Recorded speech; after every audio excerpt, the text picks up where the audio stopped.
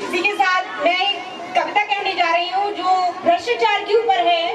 प्रत्येक दिन भ्रष्टाचार बढ़ता ही जा रहा है हमारे देश में कि जब मानव से मानवता का एहसास नष्ट हो जाता है,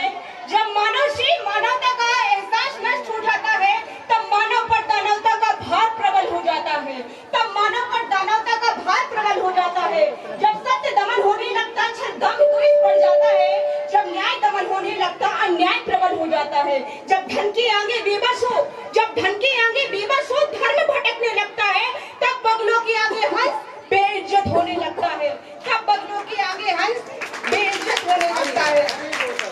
सिंहों का शासक गीदड़ बन, सिंहों का शासक गीदड़ बन न्यायाधीश बन जाता है, तब तक संघर्ष उबल करके महाप्रलय हो जाता है, तब क्रांति रूप पैदा होता दानव समाज घट जाता है, तब क्रांति रूप पैदा होता दानव समाज घट जाता है, और इतिहास तभी पैदा होता जब सत्य न्याय बन जाता है, और इतिहास तभी पैदा होता जब सत्य न्याय बन जाता है। रामकृष्ण जैसा मानववन महापुरुष कहलाता है, रामकृष्ण जैसा मानववन महापुरुष कहलाता है, तब कहते हैं हमारे पापा जी, मतलब श्री सुभाष सिंह राजपूत जी द्वारा ये लिखित कविता है, क्योंकि ये मैं आप लोगों तक विचार पापा का प्रमोशन, मैं ये विचार आप लोगों तक पहुंचा रही हूँ, लेकिन जो वास्तव में कहना चाहते हैं वो हमारे पापा जी है श्री सुभाष सिंह राजपूत। तब कहते हैं पिताजी सुखद होकर के राम राज आ जाता है।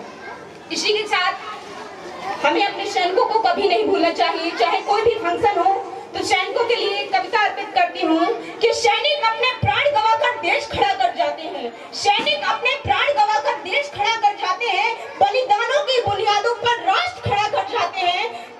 बलिदानों की बुनियादों पर राष्ट्र खड़ा कर जाते हैं, और जिनको माँ के बलिदानी बेटों से प्यार नहीं होगा उन्हें तिरंगा फहराने का कोई अधिकार नहीं होगा। धन्यवाद।